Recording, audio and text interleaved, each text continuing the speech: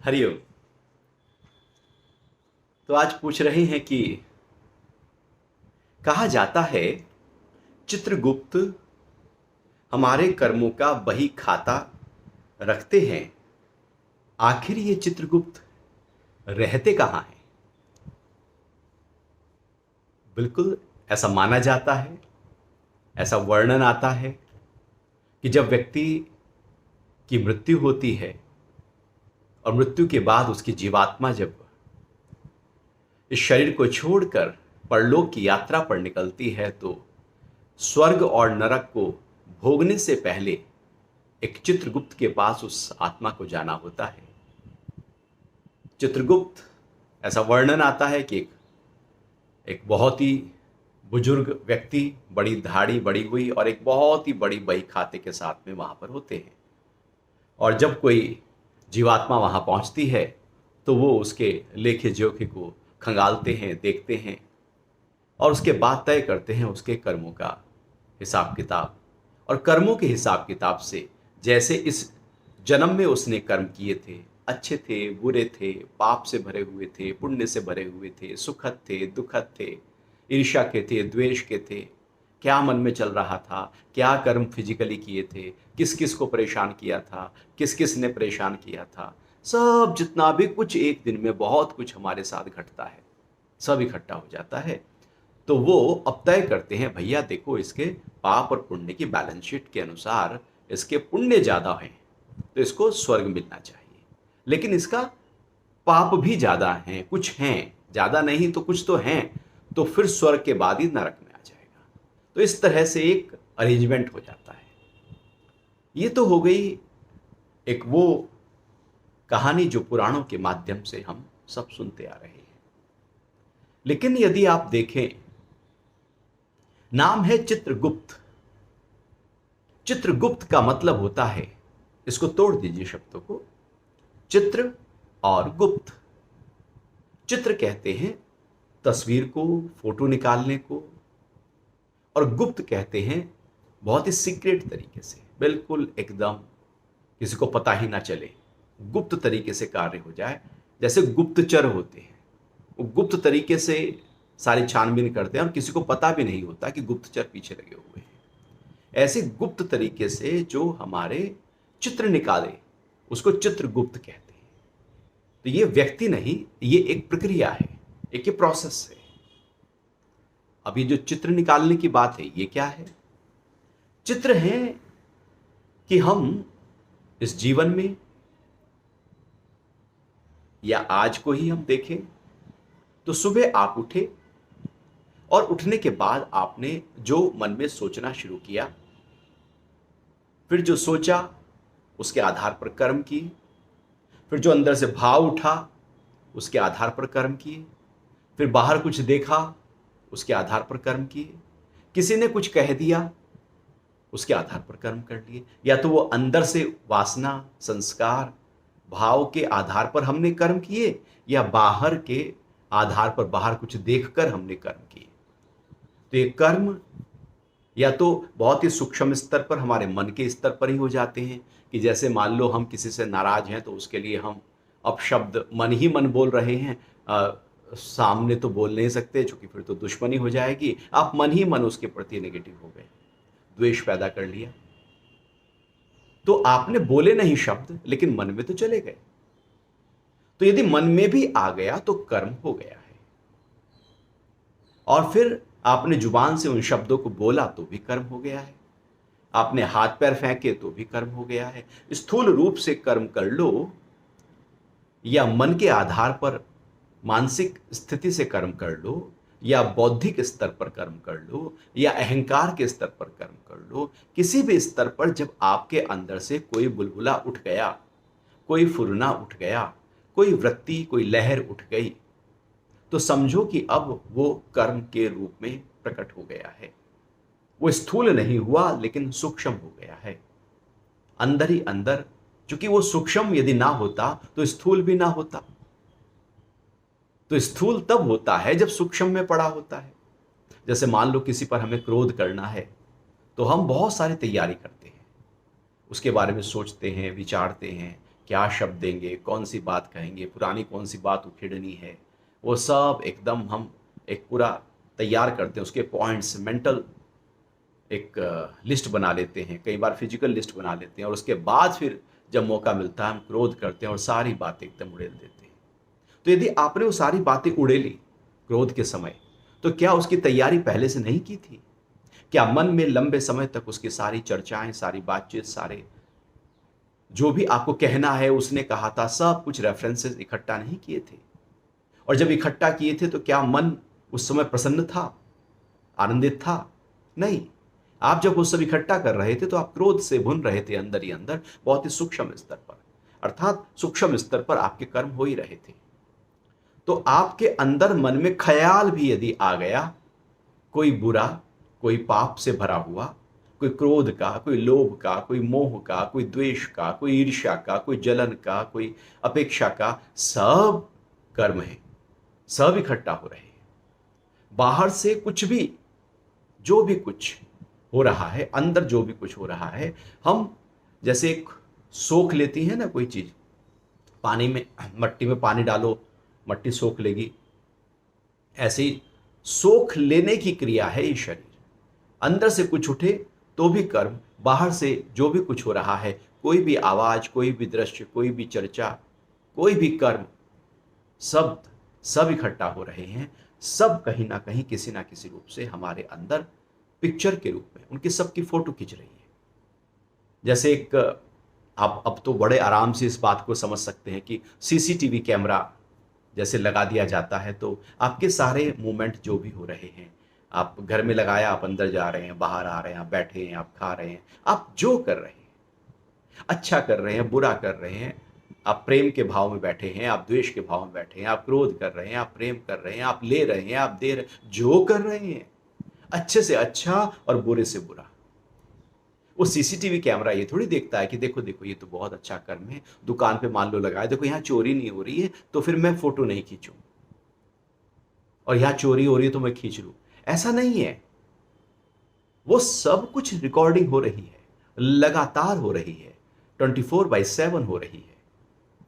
वहां पर वो जो दुकान में या कहीं पर जब सीसीटीवी कैमरा लगता है तो वो आपकी मेमोरी के ऊपर निर्भर करता है कि आप उसको कितने महीने के लिए, 1 महीने के लिए, 2 महीने के लिए, 3 महीने के लिए, या उससे ज़्यादा भी आपने मेमोरी कार्ड लिया हुआ है तो आप ज़्यादा भी उस मेमोरी को संजो सकते हैं, रख सकते हैं, इकट्ठा कर सकते हैं, रिकॉर्डिंग रखी जा सकती है, या रिकॉर्डिंग की डिस्क आप रख सकते हैं। लेकिन उसकी एक सीमा है। यहां पर परमात्मा ने एक ऐसा सिस्टम तैयार कर दिया है हमारे अंदर, आप जन्म से लेकर मृत्यु तक जो करेंगे, सारा सीसीटीवी कैमरा, उसको चित्रगुप्त नाम दिया, जो गुप्त तरीके से सारे हमारे द्वारा किए गए कर्मों को, उसके चित्रों को खींच ले, उसको चित्रगुप्त कहते हैं। वो देख रहा है, वो लाख आंखों से देख रहा है, आप क्या कर रहे हो सब देख रहा है, आप बाहर से क्या कर रहे हो, आप अंदर से क्या कर रहे हो, वो चित्रगुप्त सब देख रहा है। हाँ, बाहर से तो नहीं पता लगेगा सामने वाले को कि ये इतनी मीठी मीठी बातें मेरे से कर रहा है, तो क्या इसके अंदर मीठापन चल रहा है? मुंह में राम बगल में छुरी तो नहीं हो रही, लेकिन अंदर तो चल रहा है ना। वो जो अंदर कर्म उठा, फोटो तो वही खिंच गया। बाहर करो, अंदर करो, सब इकट्ठा हो रहा है। जैसे गुरु ने कहा ना, 2 शिष्यों को कहा कि देखो बेटा, ये कबूतर है, दोनों एक एक ले जाओ और इसको ऐसी जगह छोड़ कर आना जहां पर कोई ना देखे। अच्छा ठीक है, ये तो बहुत आसान एकदम टास्क मिल गया है गुरुजी। दोनों चले गए, दोनों ने ढूंढा अपना अपना, फिर जब सांझ को लौट कर आए तो एक के हाथ में कबूतर था, एक के हाथ में कबूतर नहीं था। तो गुरु ने पूछा जिसके पास में कबूतर नहीं था, बेटा बताओ कहाँ छोड़ा कबूतर को? कि नहीं गुरुजी, मैंने ना सुबह से लेकर सांझ तक मैं सब जगह जा रहा था, मैं जंगल में गया, वहां पर भी मुझे लगा शायद कोई चिड़िया देख रही है, कोई कुछ देख रहा है, कोई देख रहा है। फिर मैं एक और स्थान पर गया, समुद्र की तरफ गया, तो वहाँ देखा आकाश में ऊपर पक्षी उड़ रहे हैं। फिर मैंने सोचा शायद मैं कहीं खाली स्थान पर छोड़ दूँ, वहाँ भी कोई ना कोई मुझे ऐसा लगने लगा कि शायद चींटी दिख रही है, मकोड़ा दिख रहा है, कोई ना कोई पशु, कोई पक्षी, कोई जानवर, कोई ना कोई शायद देख सकता है। इसलिए मैंने बहुत तलाशा, बहुत ढूंढ करी, बहुत खोजबीन करी। बड़ी मुश्किल से जाकर मुझे एक ऐसा स्थान मिला, एक ऐसी गुफा मिली जहां पर कोई देखने वाला नहीं था, ना पशु ना पक्षी, कोई नहीं था। बिल्कुल साफ सुथरी गुफा थी, बिल्कुल पत्थर की बनी हुई थी, उस पर कोई जीव जंतु भी नहीं था। मैं कबूतर को वहां पर आराम से छोड़कर आ गया। अब गुरु ने पूछा दूसरे से, बेटा देखो इन्होंने तो बहुत अच्छा काम किया है, आप तो कबूतर ले आए हो, आपको क्या कोई जगह नहीं मिली? ऐसा कैसे हो सकता है? जब इसको मिली तो तुमको ही मिलनी चाहिए ना, तुमने खोज नहीं की होगी। तो उस शिष्य ने कहा, गुरुजी मैं सब जगह गया, इस जिस गुफा की चर्चा अभी ये कर रहे हैं मैं वहां भी गया था, क्योंकि एक ही गुफा है, लेकिन वहां पर मैं तो देख रहा था ना, कोई नहीं देख रहा लेकिन मैं तो देख रहा था ना। तो ऐसा कोई स्थान नहीं जहां पर कोई भी नहीं देख रहा। तो गुरु ने कहा, बिल्कुल सही कह रहे हैं, तुम तो देख ही रहे हो।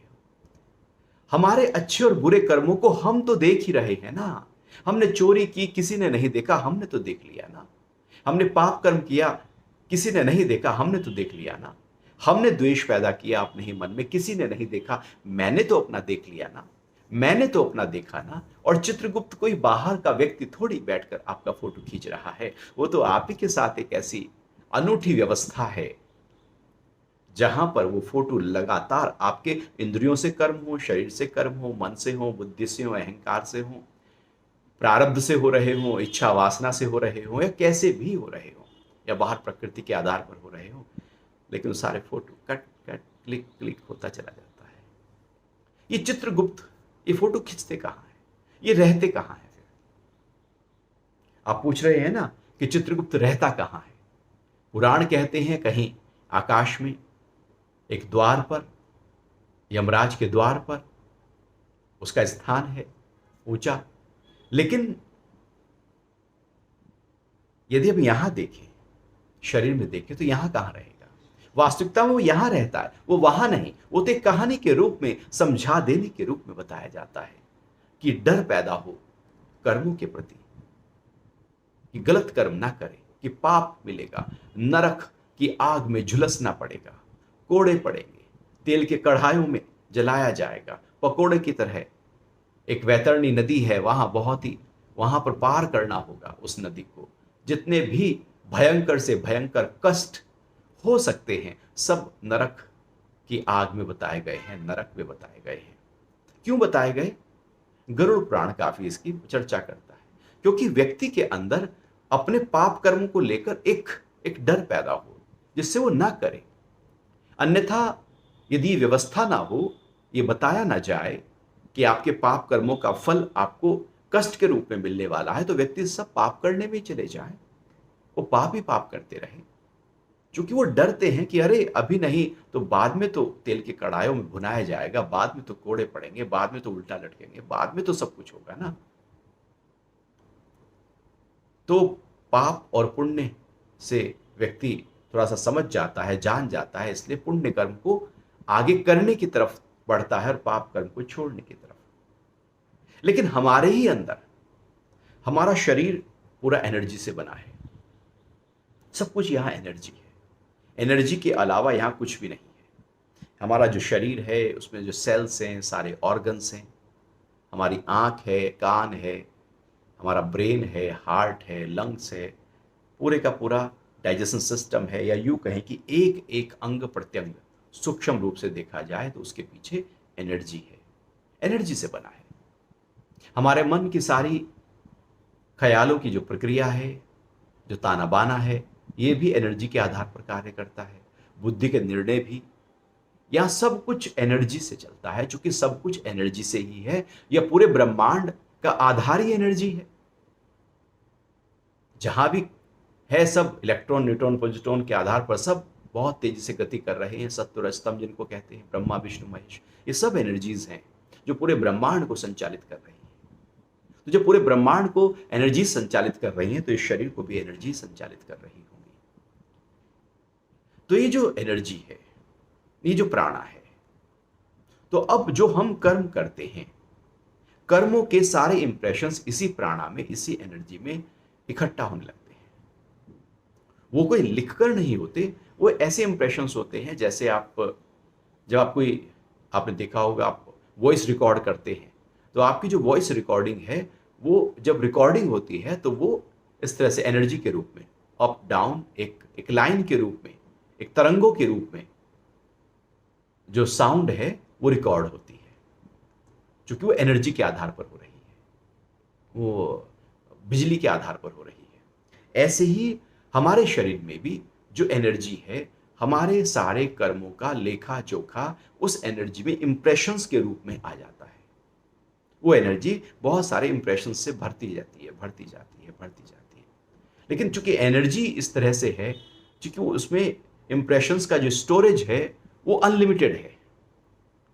क्योंकि ये जो चिप है ये हमने बनाई है, इसमें लिमिटेड स्टोरेज है, लेकिन जो चित्त है वो परमात्मा ने बनाया है, वो अनलिमिटेड स्टोरेज है। होता है ना अनलिमिटेड डेटा, कितना ही बात करो भैया। ऐसे परमात्मा के द्वारा बनाया हुआ ये चित्रगुप्त की जो व्यवस्था है, आप कितने भी रोज भारी से भारी कर्म कर लो, और यदि हमारी ये आखिर योनि है, आखिर जन्म है, तो 84 लाख योनियों से हम होकर आए हैं, और 84 लाख योनियां भी न जाने कितनी बार रिपीट हुई होगी। क्योंकि यदि 84 लाख का जो चक्र है, यदि उस चक्र में, एक चक्र में आपको मुक्ति नहीं मिली, तो फिर से वो चक्र शुरू हो जाता है। तो जितने भी चक्र हर 84 लाख योनियों में, हर दिन जो भी कर्म हमने किया है, वो सारे के सारे कर्म आपके एनर्जी में, चित्त में आज भी इकट्ठा हैं। द पास्ट लाइफ में आप किसी प्रकार युक्तिपूर्वक जा सके तो आप अपने पिछले 50 जन्मों में आप क्या क्या, किस किस योनि में क्या क्या थे, किस दिन क्या किया था, वो सब सूक्ष्म रूप में आपके अंदर इकट्ठा होता है। हम जो करते हैं वो सब इकट्ठा है। यदि आज से 20 साल पहले आपने अमुक तारीख को 1 जनवरी 2000 को आपने क्या किया था, सुबह के समय क्या खाया था, सुबह के समय क्या अनुभव किया था, क्या पहना था, क्या रजिस्टर किया था, क्या बोला था, वो भी आपके अंदर आज विद्यमान है। आप चूंकि वो इतना सूक्ष्म है एनर्जी में, आप उसको ढूंढ नहीं पाएंगे। जैसे पुरानी कोई स्टोरेज हो, कहीं पुरानी फाइल कहीं खो गई हो, आप ढूंढ ही नहीं पाते, वो तो फिजिकल है। फिर आपको लगता है शायद है ही नहीं है, कहीं खो गई, घर में है लेकिन आप ढूंढ नहीं पा रहे। ऐसी चित्त में सारे के सारा जो आज आपने कर्म किया इकट्ठा हो गया, आप उसको बाद में याद नहीं कर पाते हो, वो एक अलग बात है। लेकिन वो इकट्ठा नहीं हुआ है ऐसा नहीं है, वो इकट्ठा ही है, जमा होता जा रहा है, जमा होता जा रहा है। जैसे आपने बैंक में पैसा डाला, 10 साल की उम्र से आपने डालना शुरू कर दिया, ज्वाइंट और माइनर अकाउंट बनाकर पापा के साथ में, तो पैसा आपका इकट्ठा होता जा रहा है। और अब आप की उम्र 50-60 साल हो गई है, ऐसा नहीं है कि उस समय का पैसा की जो रिकॉर्ड है वो वहां पर नहीं है, वो है। आपको याद ना हो, कई बार याद नहीं होता कहां पर मैंने क्या व्यवस्था की थी, कहां पर पैसा रखा था, कहां कागज रखे थे, कहां क्या किया था। आपको याद ना होने का मतलब ये नहीं कि वो नहीं है। तो आपने जो भी एक दिन में कर्म किए हैं वो सब इकट्ठा हो गए हैं आपकी एनर्जी में, और वो अनलिमिटेड स्टोरेज है, वहां पर इकट्ठा हो जाता है। तो ये चित्रगुप्त है जो आपके साथ हर समय रहता है। एक ही व्यवस्था परमात्मा ने बनाकर सबके अंदर अपने आप आराम से बैठे हैं। ऐसा नहीं कि परमात्मा कहीं आकर हमारे अच्छे और बुरे कर्मों के फल को प्रारब्ध के रूप में प्रकट करेंगे कि परमात्मा तूने ये क्या कर दिया, सारे दुख मुझे ही देने थे। हम परमात्मा को कोसने लगते हैं। परमात्मा को क्या पड़ी, इतने अरब लोग, 7-8 अरब लोग, इतने पशु पक्षी, सबके अपनी कर्म कहानी। परमात्मा किस किस का देखेगा, किस किस का देखेगा? वो किसी का नहीं देख रहा। उसकी एक व्यवस्था है, एक प्राकृतिक नियम है, वो सब नियम के तहत होता है। जैसे एक बैंक एक सॉफ्टवेयर डेवलप करता है, और सॉफ्टवेयर में उसमें पूरी तरह से फीड हो जाता है कि जो इंटरेस्ट रेट है वो 5.9 है। तो आप वो सॉफ्टवेयर में आपने एफडी कर दी और आप किसी दिन जाकर निकालते हो तो वो जो सॉफ्टवेयर है वो अपने आप कैलकुलेट करके आपको एकदम जो मैच्योरिटी अमाउंट है वो आपको मिल जाएगा, या जो बीच में आपने तोड़ी है उस समय क्या आपको मिलना था वो मिल जाएगा। एक सिस्टम है, उस सिस्टम के तहत कार्य होता है। जैसे आप रास्ते पर सड़क पर चल रहे हैं और रेड लाइट क्रॉस की तो एक सिस्टम तैयार हो गया है, वहां पर एक कैमरे लग गए हैं, वो सिस्टम खुद ब खुद आपके घर पर डिलीवर हो जाएगा उसका चालान। एक सिस्टम बन गया है, उस सिस्टम के तहत आपके ईमेल पर डिलीवर हो जाएगा उसी समय। कोई व्यक्ति वहां पर नहीं है। एक सिस्टम, एक नियम, प्रकृति एक नियम के तहत कार्य करती है। जैसे धरती घूम रही है, कोई परमात्मा बैठकर धरती को थोड़ी घुमा रहे हैं। धरती सूरज का चक्कर लगा रही है, कोई परमात्मा धरती को पहले घुमाए फिर सूरज का चक्कर लगाए, फिर चंद्रमा घूम रहा है और चंद्रमा पृथ्वी का चक्कर लगा रहा है। नहीं, पूरा पूरा एकदम एक सिस्टमैटिक पूरी सृष्टि की एक प्रक्रिया है, वो अपने नियम के तहत कार्य हो रहा है।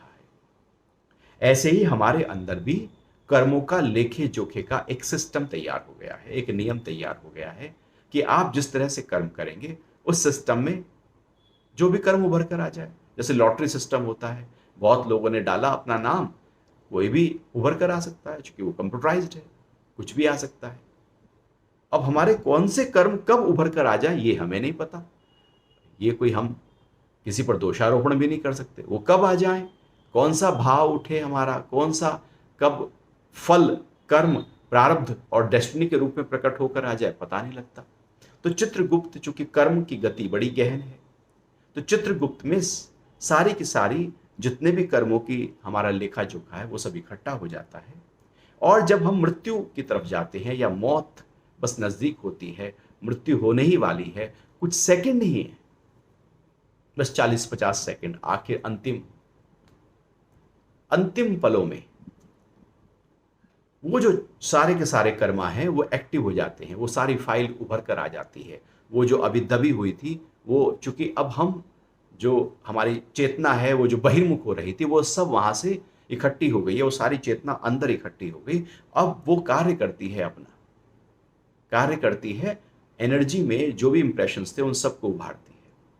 और जो भी उस समय उस सिस्टम के तहत, उस नियम के तहत, उस एनर्जी के तहत, जैसे लॉटरी सिस्टम होता है, वो कुछ उभर कर आ जाते हैं, कुछ अच्छे कुछ बुरे, और वो एक बैलेंस शीट तैयार होकर वहां पर तैयार हो जाता है, तय हो जाता है कि जाति आयु भोग, कि अगला जन्म किस योनि में, उस योनि में क्या क्या प्रारब्ध है, क्या डेस्टिनी है, क्या अच्छा क्या बुरा भोगने वाले हैं, और कितनी आयु आपको वहां पर मिल रही है।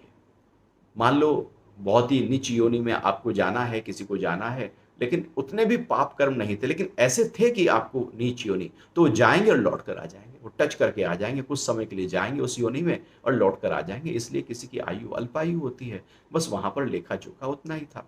तो जाति, आयु और भोग, तीन चीजें वहां पर तय हो जाती हैं। तो इस तरह से चित्रगुप्त की व्यवस्था हमारे साथ लगातार बनी रहती है। तो आप छुपाकर कर्म नहीं कर सकते, इसलिए आप अपने अंदर उस कर्मों के बनने की क्रिया को ही रोक दें। तो अपने अंदर के बदलाव को हमें करना होता है कि हम कैसे प्रेम में रहें, प्रसन्नता में रहें, समता के भाव में रहें, कैसे सबका आदर करें, सम्मान करें, कैसे सबको अपना रूप देखें, अपनी ही आत्मा देखें। जैसे मेरा ये शरीर ऐसे उसका ये शरीर, मुझे धारण करने वाले भी आत्म तत्व, उसको धारण करने वाला भी आत्म तत्व, मैं भी प्राणों से चल रहा हूं, वो भी प्राणों से चल रहा है, सब एक ही है। यहां बस आकार अलग अलग है। सोना एक होता है, आभूषण अलग अलग बन जाते हैं, माटी एक होती है, उससे खिलौने या बर्तन अलग अलग बन जाते हैं, लेकिन उसका आधार एक है। यहां पर भी ठीक ऐसा ही है, पंच तत्वों से बना है शरीर सबका, और उसके पीछे एक चेतना कार्य कर रही है, तो सबका आधार एक है। जब ये भाव, ये योग का भाव, ये वसुधैव कुटुंबकम का भाव, सब एक परिवार है, हमारे अंदर प्रकट होता है, तो हमारे से दूसरे के लिए कोई कर्म नहीं बनते। दूसरा है तो कर्म है, कर्म है तो उसका फल है, फल है तो बंधन है। तो इस तरह से जब हम अपने यात्रा को आध्यात्मिक करते हैं, तो आध्यात्मिक यात्रा में जब हम आगे बढ़ते हैं तो हम अंदर से अपने को, मन को शांत रखते हैं। मन में कुछ बेकार की बातों को चलने नहीं देते, नेगेटिव थॉट आने नहीं देते, क्योंकि दूसरे का नुकसान हो या ना हो, मेरे कर्म तो बनी रहे। आप अपने मन को सजाते हैं, संवारते हैं।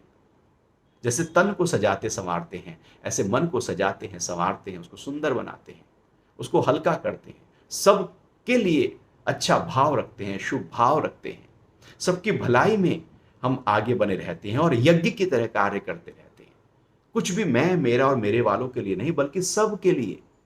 जब ये भाव प्रकट हो जाता है, जैसे नदी बहती है सब के लिए, कोई भी पिए पानी, पापी से पापी या पुण्यात्मा से पुण्यात्मा। वृक्ष देखता नहीं है कि जो मेरे फल निकल रहे हैं, आम जो मेरे से पका है वो कौन खाएगा, पापी को मैं नहीं दूंगी, ऐसा नहीं, कोई भी आए, कोई भी खाए। ऐसे ही आप भी अपने अंदर इस तरह से एक व्यवस्था, एक धार्मिक, एक आध्यात्मिक व्यक्ति कर लेता है कि वो अपने कर्मों से बनने से, जो कर्म लगातार बन रहे हैं, उससे अपना बचाव करने लगता है।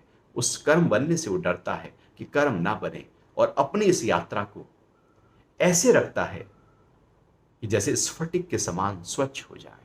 जैसे घर से आप निकले और आप बिल्कुल साफ सुथरे कपड़े पहने हुए थे, उसमें धूल धक्कड़ कीचड़ कुछ ना लगे, बिल्कुल साफ सुथरे आप लौट आए।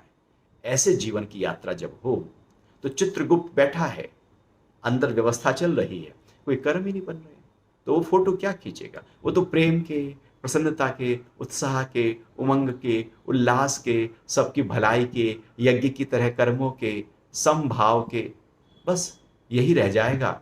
इससे ना पाप हो रहा है, ना पुण्य हो रहा है। ये जो स्थिति है, ये आत्म भाव है। यहीं पर अपने आप को लेकर आना है, तो जन्म मरण के चक्र से हम छूट जाते हैं। और ये जो जीवन है, ये इसको सबसे ऊंचे स्तर पर जीना शुरू कर देते हैं। बाद की तो किसने देखी, मृत्यु के बाद क्या होगा हमें क्या पता, लेकिन ये जन्म तो ऊंचे स्तर पर जिया जाए, तो वो तब हो सकता है जब आप अपने साथ रहकर कुछ प्रैक्टिस, कुछ अभ्यासों के माध्यम से, कुछ साधना के माध्यम से, ध्यान और प्राणायाम की क्रियाओं के माध्यम से, प्रभु के शुक्राने और प्रार्थनाओं के माध्यम से, और सब में उस परमात्मा के दर्शन के माध्यम से जब आप जीवन को जिएंगे, तो जीवन कुछ अनूठा होगा, निराला होगा। हरि ओम।